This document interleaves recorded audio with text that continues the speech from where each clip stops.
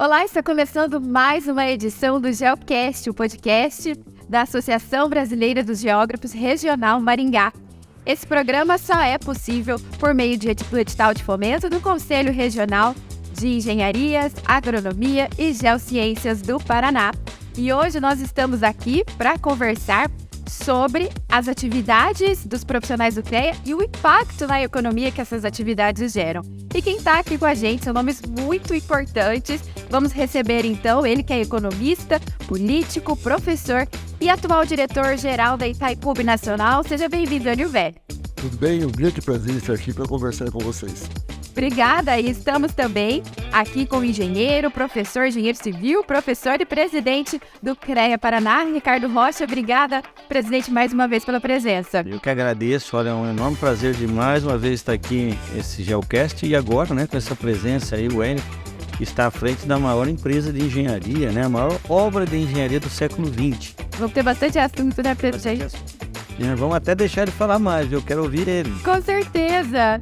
E também aqui nosso anfitrião, presidente da AGB Regional Maringá, Erivelto Prudêncio. Obrigada, Erivelto, pelo convite. Eu que agradeço demais a presença aqui do Enio Velho e do presidente Ricardo. Uma honra para nós da AGB estar aqui com o Enio, que é diretor-geral da Itaipu. Como o presidente falou, maior obra de engenharia do século XX. Uma honra ter vocês aqui. Com certeza. Bom, então eu já vou começar perguntando aqui para o nosso convidado. Bem, Enio, a gente sabe, o impacto do CREA, do CREA Paraná, dos profissionais ligados às atividades do CREA Paraná. Eu queria que você desse, então, uma visão como político, como gestor público, como economista, sobre os impactos econômicos, das atividades do CREA Paraná para a nossa sociedade, para a nossa cidade, para a região. Falando como diretor-geral da Itaipu, é determinante. A própria existência do Itaipu passa pelos engenheiros. Eu estava conversando há pouco numa reunião com o presidente Ricardo. Imagine, essa obra, o Tratado da Itaipu é de 73, completou 50 anos agora em abril. Você imagine na década de 70, você imaginou uma obra daquele tamanho. Não tinha software, não tinha, era tudo na máquina científica. Então imagine a importância dos engenheiros, engenheiras, infelizmente muito mais engenheiros, nem sei se tinha algum, talvez tivesse algumas engenheiras apenas, para construir uma obra daquela. Além disso, os engenheiros e engenheiras têm um papel determinante na gestão.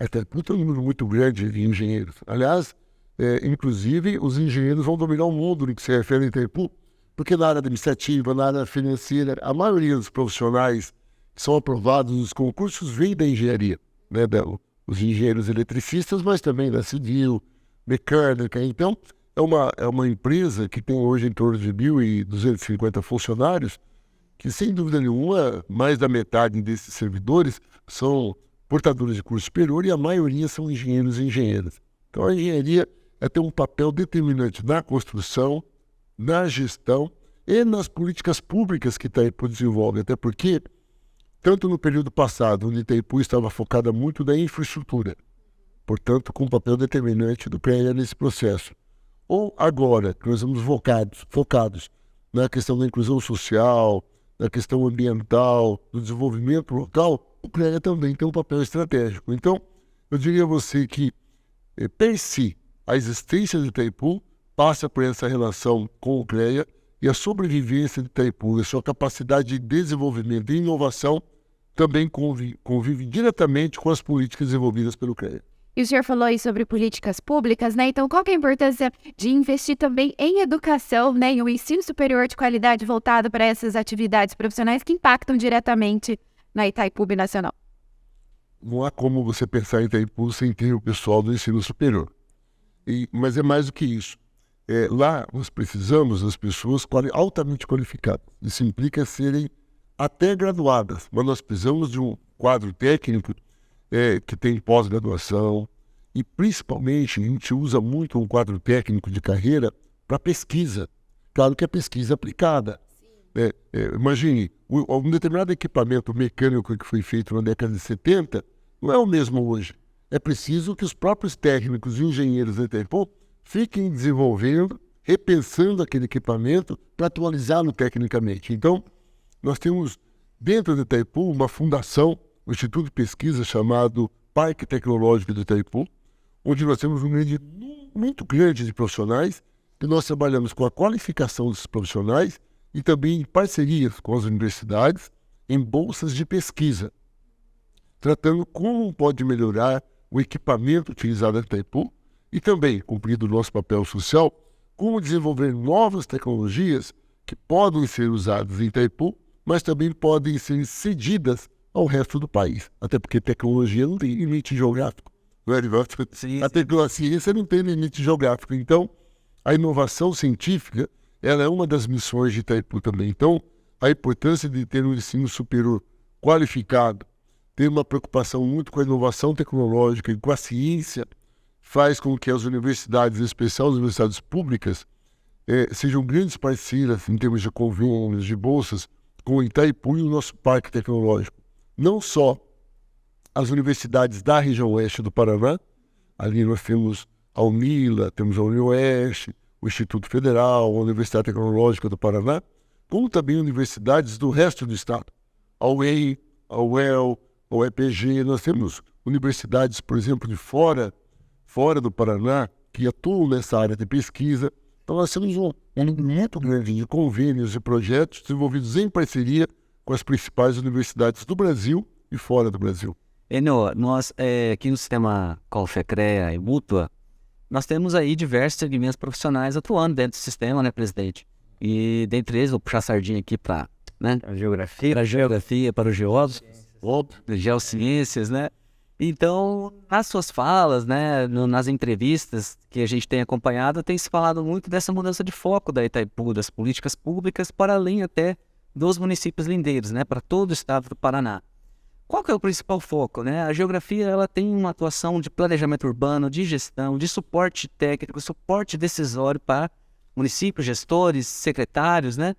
Qual que é o foco hoje? Qual que são as prioridades mais, assim, as mais importantes da Itaipu hoje, com essa mudança de foco da Itaipu?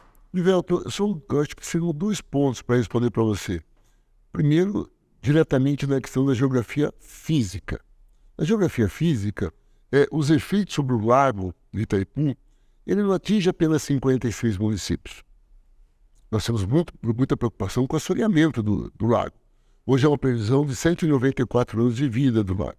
Nós queremos manter essa idade ou até ampliar.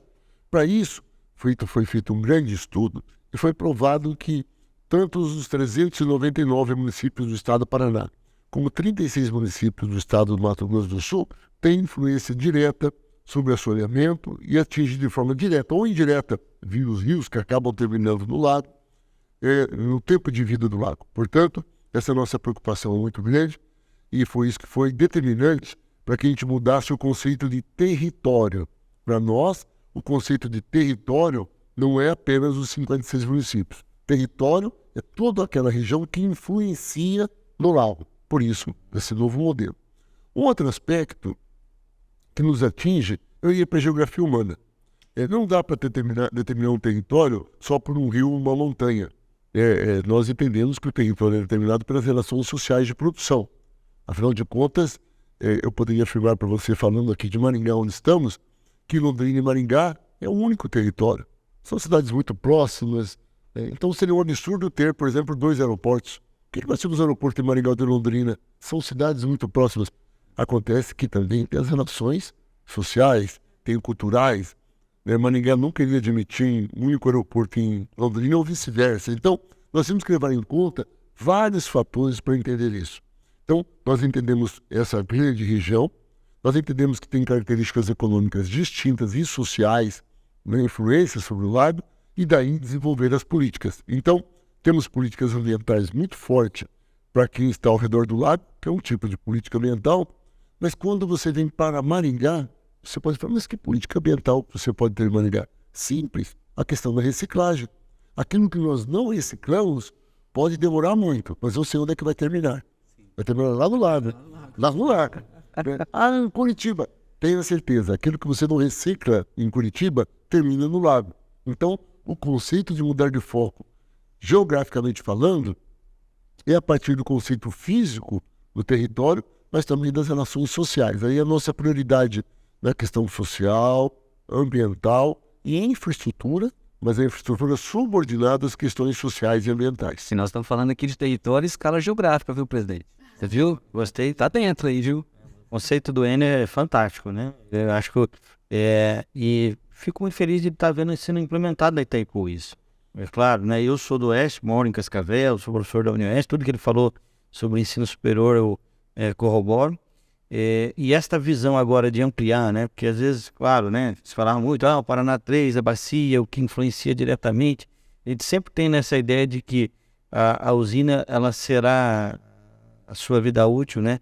Relacionada ao lago e ao assoreamento. E essa é uma ideia que a gente tem há muito tempo, sabe disso. E tinha uma preocupação, porque é claro que o Paranapanema, todas as bacias, elas influenciam o ar. Então, precisamos pensar muito mais do que só aquela região que estava colocada ali. E gosto muito, né? Sou engenheiro civil, mas gosto muito dessa visão que o Enio falou em relações sociais, econômicas, né? Porque vão muito além do que essas fronteiras físicas que a gente entende. Então, muito contente por a gente ter, inclusive, conversado antes e falado sobre a implementação desse tipo de política que ele está se propondo a fazer agora como diretor da Itaipu. E, presidente, falando em relações, né, o senhor sempre procurou estreitar e fortalecer as entidades de classe, né? Então, qual que é a importância de também ter esse tipo de parceria, né, agora com a Itaipu Nacional, por exemplo, para o CREA, né, e para as atividades ligadas aos profissionais do CREA? Hoje tivemos uma reunião muito produtiva, né? Um primeiro contato oficial, a gente já conhecia o Enio já aí como deputado, toda a trajetória que ele tem, né? As relações que a gente tem aqui em Maringá com todas as entidades de classe. O CREA tem uma governança participativa. Ele primeiro, né, eu acho que isso tem muito a ver também com o atual governo, ele tem esta forma de encarar, primeiro, trazer todas essas entidades para que elas trabalhem junto e que a gente coloque à disposição, foi isso que a gente conversou hoje, na implementação de várias políticas que podem ser comuns, né? A gente falou sobre conservação de solo, até deixou de falar algumas outras coisas, bioinsumos, né? Coisas que a gente deva buscar aí cada vez mais induzir uma agricultura sustentável, orgânica, né? E claro, a gente tem uma luta grande ainda para fazer à frente. Então, hoje nos alinhamos muito e nós não vamos abrir mão de contar com as entidades de classe, assim como a AGB tem nos ajudado aqui pelo edital de chamamento e outras políticas, nós vamos sempre focar através das entidades de classe. E essa divulgação também é muito importante, né? Por exemplo, né, o podcast, né, que a AGB começou, né? Porque é uma classe que não é tão voltada à comunicação, né? Mas que é importante a gente divulgar esse tipo de trabalho, esse tipo de parceria. Como que o senhor vê isso? Olha, é fundamental. Eu tenho um respeito muito grande pela geografia. E acho que a geografia ainda não ocupa o espaço que ela merece na sociedade brasileira. É música para mim. Mas porque no mundo ela ocupa. Olha, se você pensar que a geografia ela surge a partir de um debate imperialista. Para que foi pensada a geografia?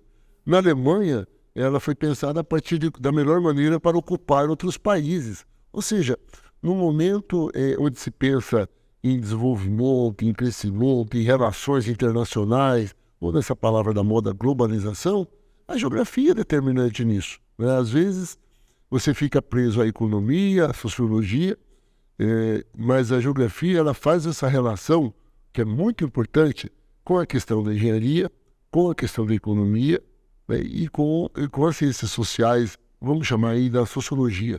E essa relação ela é muito importante. Eu acho importante que haja essa preocupação, Arivelto, de sair dessa visão, ficou para o termo, não sei se é gueto, né? Mas é uma visão seguinte: para que serve geografia? Para formar o professor, para ensinar geografia. É muito mais do que isso. A geografia tem muito espaço a ser ocupado na extensão, na pesquisa. Há muita coisa a ser pensada no desenvolvimento. Por exemplo, a minha área de formação, eu fiz um mestrado em economia, mas o meu doutorado foi em integração da América Latina. Bom, essas duas áreas que me deram títulos passam necessariamente por uma reflexão da geografia. Geográfica. É geográfica. A integração, como é que você discute a integração da América Latina? Você discute só a partir das relações internacionais? Ou só da economia?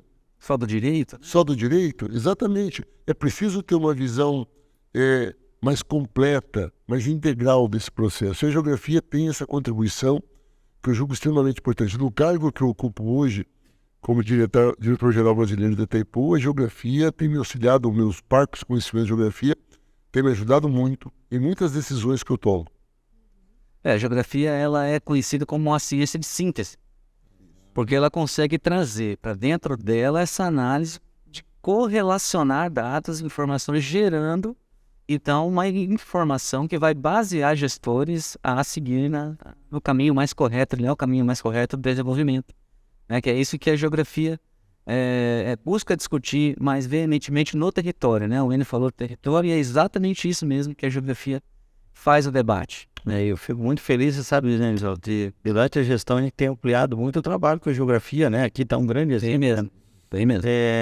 Eu me lembro que eu conversei dentro da pauta que eu tinha para a minha gestão, olha, é de levar o CREA para todas as profissões, valorizar todos que estão dentro, porque às vezes o pessoal se associa muito o CREA com a construção civil, ou a agronomia, que são os dois grandes grupos.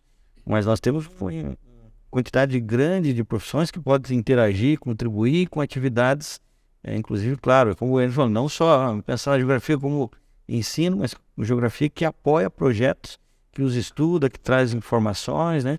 E aí nós tivemos a Progel, a AGB, hoje o CREA inclusive tem uma quantidade maior de conselheiros aí à frente e avante, né? Sim, cada vez mais, daqui a pouco vão ter uma câmara, né? Os outros lá já estão preocupados assim, porque estão avançando. Fazendo sombra. Mas olha, é importante a gente tratar aqui, porque eu tenho a impressão que o CREA trabalha muito forte nisso, né? É a ciência aplicada. Não se trata de eliminar a ciência pura, aliás, só existe ciência aplicada porque tem ciência pura, senão não teria. Mas a ciência pura, ela tem um papel de alicerces, vamos chamar assim. Agora, o que a sociedade nos cobra é como transformar, como aplicar essa ciência pura em algo que possa, de fato, mudar a sua vida. E a geografia, ela tem um espaço muito grande para ajudar-nos no desenvolvimento regional. O desenvolvimento regional tem muito a ver com o debate geográfico e as relações de produção. Sim. É algo que você mencionou muito hoje, né, inicial. E acho que sempre as políticas precisam olhar isso, IDH dos municípios, INERH de regiões. Nós somos um estado rico, mas se a gente for olhar, temos regiões que precisam desenvolver, né? E fico feliz, como eu disse, de ter visto essa conversa preliminar com o Enio aí, deste viés, né? De que vai se olhar municípios que precisam mais para que a gente possa ter uma sociedade mais justa, equilibrada, né? Socialmente aí, justa para todos, né? Sim. E a gente começou até o tema do nosso podcast falando sobre os impactos na economia, né? Inclusive, né, se a gente pensar, né, principalmente a geografia, né, que a gente está enaltecendo aqui. Vamos colocar. Né, enaltecendo aqui, como essas profissões também geram economia para a população, né, de forma geral também, né? Sim. Olha, ela gera muita coisa. Você fazer qualquer debate hoje de desenvolvimento regional passa por uma análise geográfica. É inevitável. Os efeitos sobre os rios. Ontem nós chegamos à conclusão que nós tínhamos que atingir 399 municípios do Paraná e 36 municípios do Mato Grosso do Sul em investimentos em Itaipu para que tivéssemos políticas sociais de reciclagem, de proteção ambiental, para garantir a segurança do lago, que nos abastece. É uma análise eminentemente geográfica. Sim. E normalmente, e nós temos isso em qualquer projeto, os profissionais da geografia que participam desses projetos para chegarmos a essa conclusão. A Itaipu, em alguns estudos, embora tenha um quadro técnico bastante grande, pesquisadores, mas alguns estudos mais específicos, nós contratamos empresas de consultoria, né, que normalmente são compostas por geógrafos, para que a gente possa chegar e ter essa conclusão. Quando eu pensei, assim, né, numa sentada, presidente, se convidar os nomes, né, para vir para o Geocast, ao pensar no Enio, à época ainda não tínhamos a informação, né, de que ele estaria como diretor, presidente da Itaipu, eu lembrei do Enio por quê? Porque além dele ser uma liderança muito importante para o estado do Paraná, como um todo, já é um nome no país, também ele, desde o seu acho que o primeiro mandato de deputado estadual, trabalhava com desenvolvimentos locais, né? E eu lembro desse termo porque, como geógrafo, eu falo, nossa, esse é um tema importantíssimo para a geografia, né? Você vai instalar um loteamento, uma região industrial, uma área industrial, você vai pensar no desenvolvimento local daquela região, numa escala regional, para que aquele município desenvolva políticas públicas de melhoria para sua população, né? Sem dúvida. Aliás, um dos grandes motes do desenvolvimento local são os arranjos produtivos locais. Os APRs. Esse é o termo certo. E os APRs, exatamente. Como é que você pensa o que é um arranjo produtivo local? E é uma coisa super jóia o arranjo produtivo local, porque é uma iniciativa da região, né? Você pega Terra Roxa lá, perto da sua cidade. Lá tem um arranjo produtivo local que chama Moda Bebê. Tinha um grupo de empresários pequenos que faziam moda bebê, foram crescendo, o produto foi melhorando, foram contratando mais gente, se tornou ali um arranjo produtivo local. O Estado acabou ajudando depois, mas eles começaram primeiro. Então, aí começa o debate, como se desenvolve. E outra, essa empresa tão grande, começa a construir novas demandas, qualificação de mão de obra, construção de equipamentos públicos, aparelhos públicos para atender essa população. Então, entender o arranjo produtivo local e ver como desenvolvê-lo passa necessariamente pela geografia. Apucarana é a capital do boné. É isso, nós vamos lá em Pato Branco, tem um arranjo produtivo local de software, mas em Pato Branco é um ponto focal de produção de softwares para o mundo todo. Sim, mano. Eu, conheço várias pessoas. Recentemente me falou, Cianorte usa o software lá de Pato Branco, desenvolvido. Aí você desenvolve a região, né? Eu não sabia disso, né? Que joia. Bom, a gente sabe, né, que esse tema a gente continuaria conversando por horas. Vai ter que ter um episódio. Com você, presidente, né, sobre esse assunto, sobre outros assuntos também que com certeza surgiriam aqui no nosso papo. Mas, né, temos que respeitar a agenda tanto, né, do diretor-geral da Itaipu, quanto também do presidente do CREA e a sua também, né, chefe o presidente da GB. Mas, né, eu queria agradecer muito a presença de vocês, a disponibilidade, principalmente por compartilhar todo o conhecimento aí com a gente. Eu que agradeço a oportunidade. Muito obrigado pelo convite. Espero voltar outras vezes. Já vamos aprofundar esse debate. Já tá marcado já. Vamos. Cuidado. Será um prazer, Nivelton. Voltaremos outras vezes. Ricardo, também, obrigado pelo convite. Foi um prazer partilhar com vocês todos do Polo esse tempo. Foi muito precioso. Agradeço muito, Enio. Assim, hoje foi um início de conversa sobre várias parcerias. Eu não tenho dúvida que nós vamos construir muitas coisas juntas, né? E muito para o desenvolvimento aqui do Paraná, das nossas profissões e do Brasil. Parabéns mais uma vez. Coloco o CREA à disposição aí de você e de toda a tua equipe, Enio. Muito obrigado. Obrigado, presidente. Obrigado, Enio. Foi uma honra recebê-los, presidente, novamente aqui. Para nós sempre é uma honra ter o presidente do CREA aqui com a gente. E você, Enio, é realmente uma alegria e uma honra receber aqui no nosso Geocast. Sei que é da região, te conheço há algum tempo já, mas é uma alegria recebê-lo aqui e a sua disponibilidade de estar conosco. Muito obrigado mesmo. Obrigado, gostei do bom tempo. Você foi muito bem. Obrigada, Erivelto. Obrigada, GB, né, por essa iniciativa do Geocast. E você fica ligado aí que em breve traremos novos episódios. Até a próxima.